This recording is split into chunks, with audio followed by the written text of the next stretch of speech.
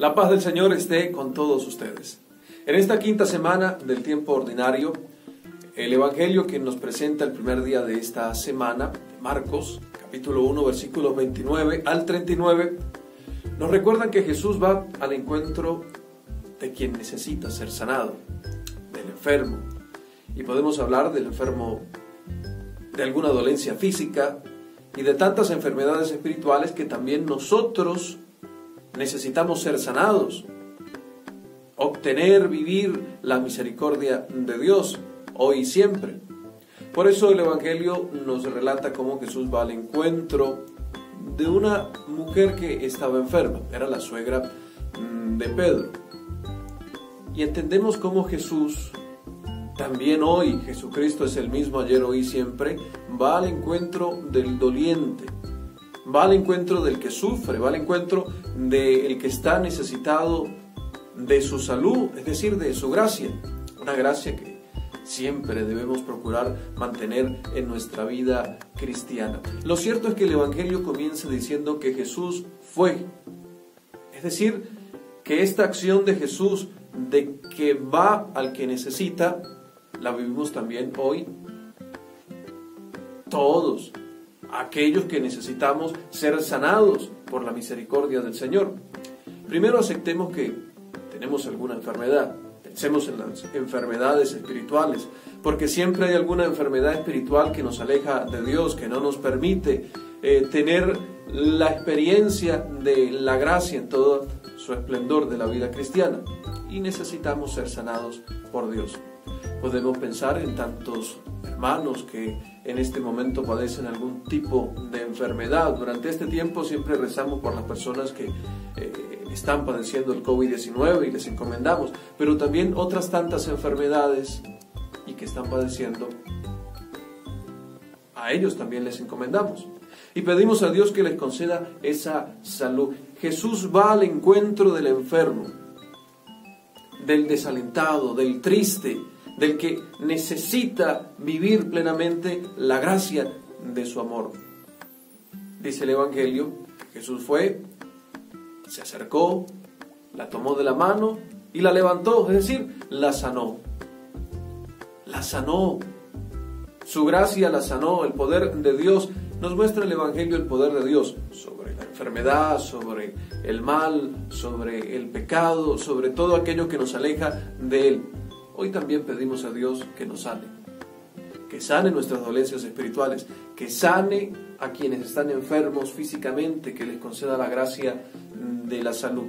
Pero la acción seguida de la mujer que fue sanada es que se levantó y enseguida empezó a servirles. Empezó a servir a Jesús. Empezó a dar testimonio de la gracia que había recibido. Nosotros también cada día debemos ser agradecidos con Dios, porque todos los días vivimos el milagro de la gracia de Dios y somos sanados de una u otra manera por Dios. La sanación que recibimos de Dios es esa sanación de la gracia, ese renovar de la gracia de Dios, ese vivir la presencia de Dios en nuestra propia vida y dar testimonio de Él. Estamos invitados a servir a Dios porque vivimos la experiencia de ser sanados por Él. Podemos tal vez preguntarnos, ¿pero cuándo he sido sanado? No necesitamos ningún tipo de espectáculo de luces para entender de que la gracia de Dios nos da la salud espiritual, que es aquella que necesitamos para poder evangelizar, para poder anunciar el Evangelio. También San Pablo a los Corintios en este domingo nos recuerda aquella frase: ¡ay de mí si no evangelizara! Si en mi vida no evangelizara, si en mi trabajo no evangelizara, si con mi familia no evangelizara. Porque es el compromiso que tenemos todos. Y entendiendo que hemos recibido la gracia de Dios, esta salud de la gracia de Dios desde nuestro bautismo, hoy debemos asumir el compromiso de evangelizar y anunciar el Evangelio. Hay también otro aspecto muy importante de este Evangelio, y es que Jesús, ante tantas personas que luego se acercaron para recibir su bendición, el anuncio del reino de Dios, ser sanados, dice el Evangelio que sanó a muchos enfermos, liberó a quienes estaban endemoniados. Luego se apartó y se fue a orar. Y la súplica de Dios llega gracias a Jesús, que suplica por todos nosotros, para que la misericordia de Dios Padre, por la acción del Espíritu Santo, esté siempre en nuestros corazones. Pero ¿qué hicieron los discípulos? También elevaron otra oración.